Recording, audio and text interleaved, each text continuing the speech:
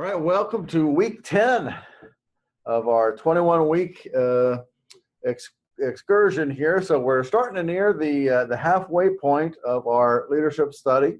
This week, we are going to be looking at the leadership law of connection and the biblical character of Rehoboam. Now, this will be another example like we did a few weeks ago when we looked at Samson.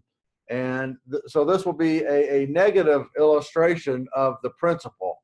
But the law of connection is a very, very critical leadership law. And so we want to heed this week.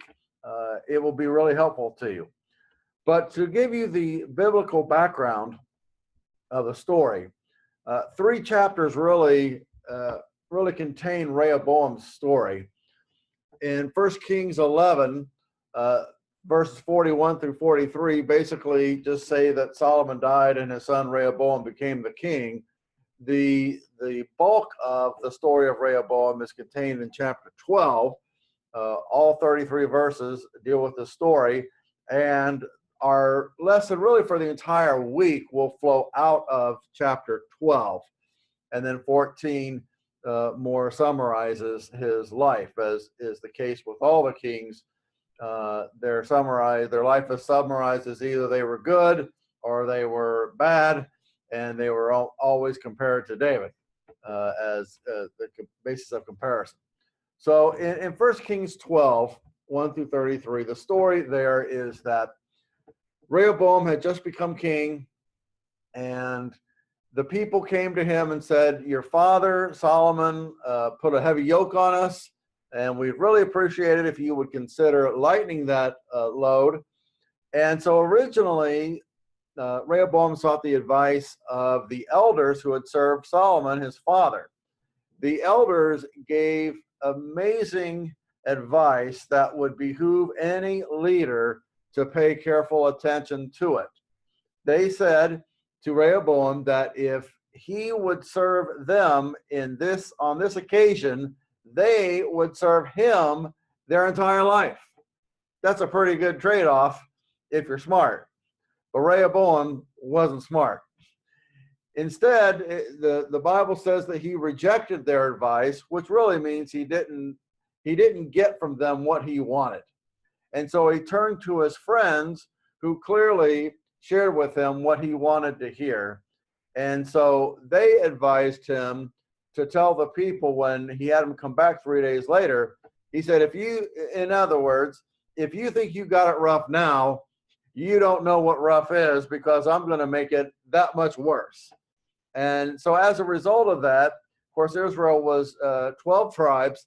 10 of them said, "Sorry, we're out." And that became Israel then, and all that Rehoboam had left was Judah.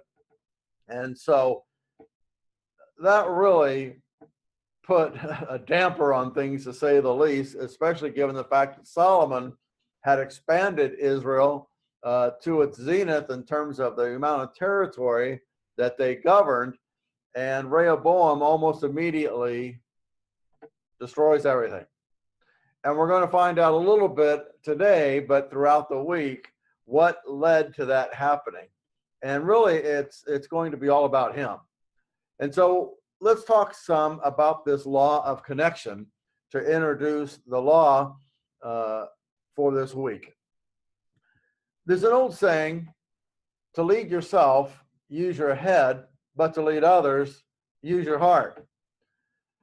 Connecting with people isn't something that happens only when a leader is giving a speech or communicating to groups of people, but it also needs to happen on an individual, one-on-one level. When leaders have done the work to connect with their people, you can see it in the way the organization functions. Employees will demonstrate incredible loyalty and maintain a strong work ethic. And I love this next statement: the vision of the leader becomes the aspiration of the people.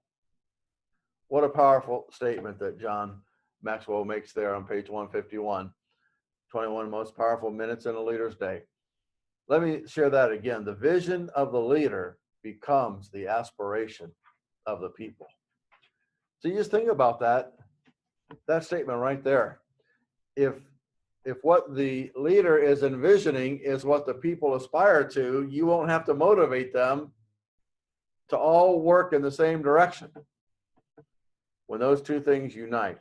And it's this law of connection that allows that unity to occur. So our leadership thought for today, our first day in this week's study: all great leaders have one thing in common, and that is, of course, they connect with people. So let's do some more introduction then on Rehoboam. Rehoboam disregarded a key principle of effective leadership. He put himself first and not his people. So as a result of that, he failed to connect with them, and they turned their backs on him. As I mentioned earlier, he disregarded the wise advice of the elders who had served his father Solomon.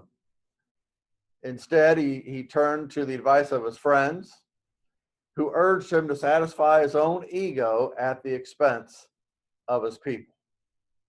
Because connecting with people is a giving experience at its heart, you can't connect with people and pursue a selfish agenda at the same time. So you pick one or the other, but you can't have both.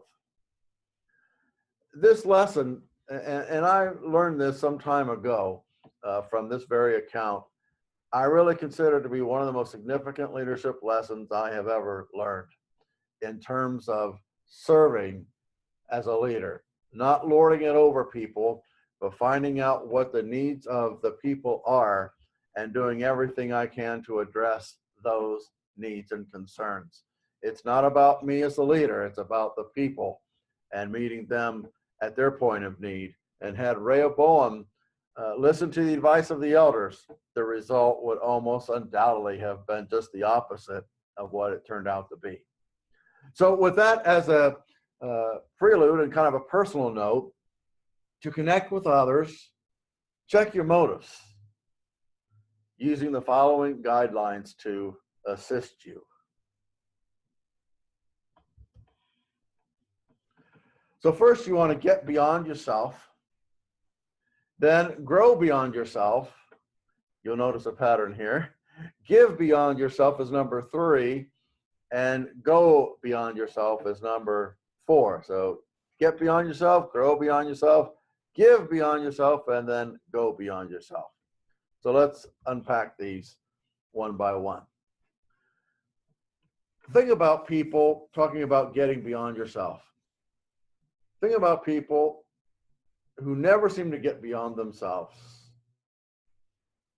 There's a couple things that they will tend to display, one or the other or both. Usually, in my experience, it's both. Number 1 is selfishness, and number 2 is insecurity. It just seems to be that way. People who are always talking about themselves, always making themselves the center of attention. It's one of those two things, and usually it's both. Rehoboam, he never got out of his own way because he made himself the agenda, rather than focusing on the needs of the people. So what he wanted to get from them was respect.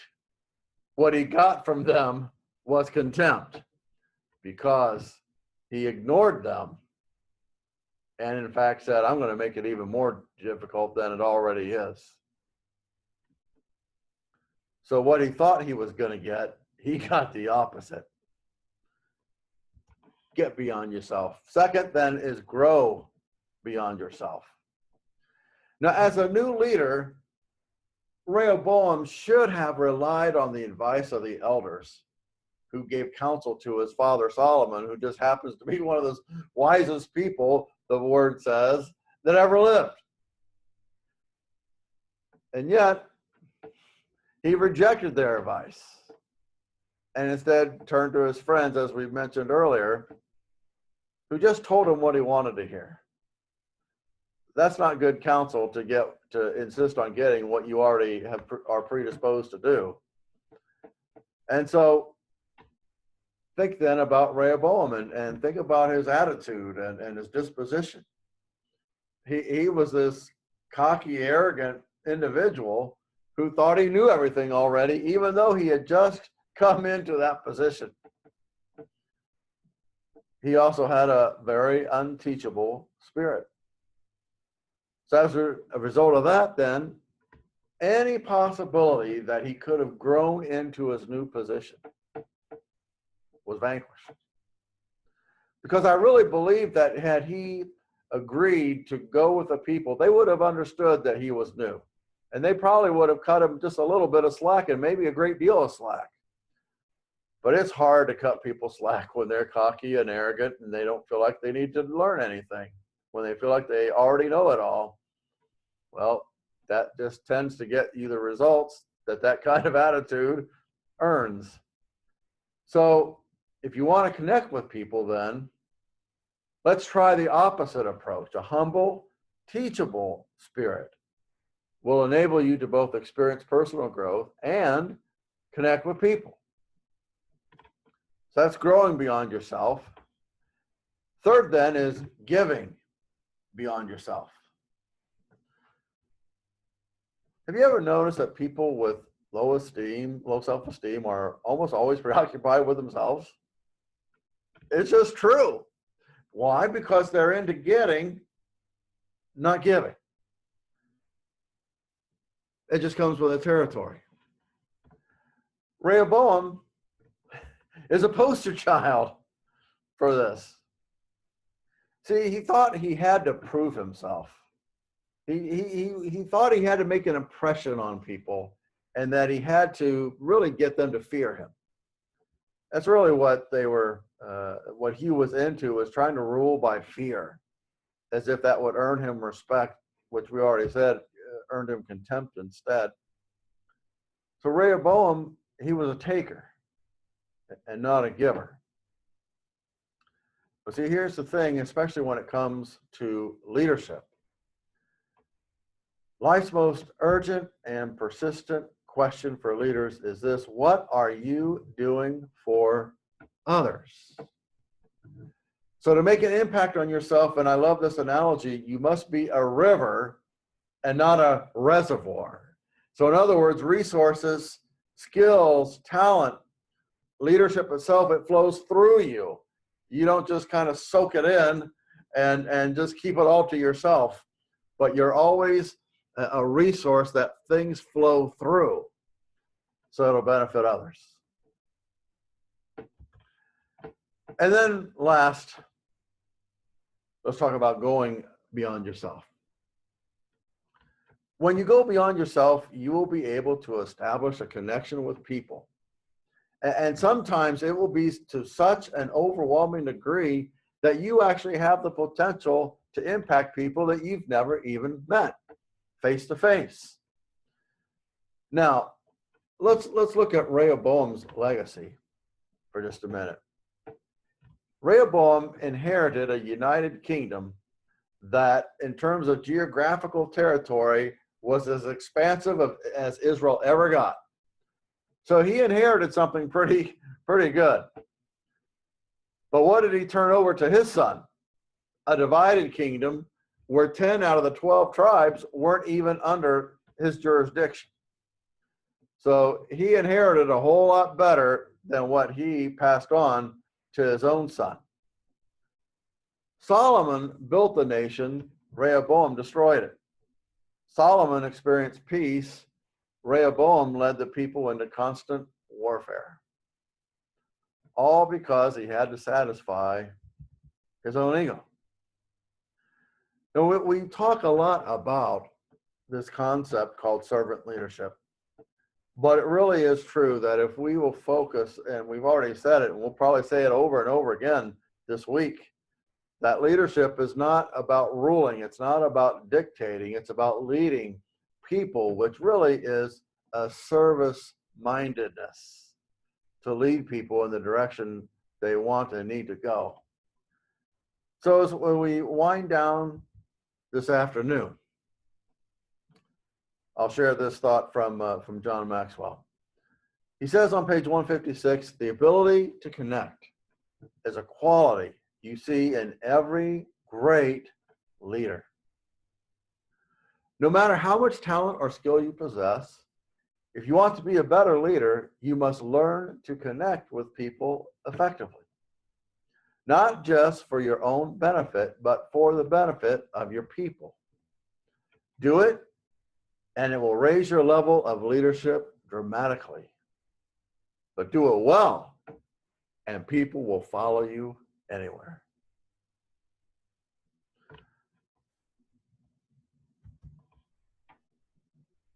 So our question for today then, how readily do you connect with people?